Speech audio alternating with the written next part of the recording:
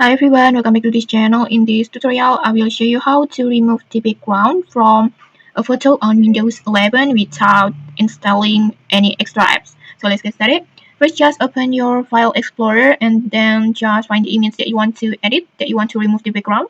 And then next, just right click on the image and then go to AI Actions. And then in here, you can choose Remove Background with Paint. You may also see other AI options such as visual search with ping, blur background with photos, and erase object with photos. And in here, just keep in mind if you don't see these options, make sure your Windows 11 is fully updated, as these AI features are available on newer versions of Windows 11. And then now let's click remove background with paint. And just like that, you can see it, Windows will automatically remove the background from your image in just a few seconds like this. And okay, that's it.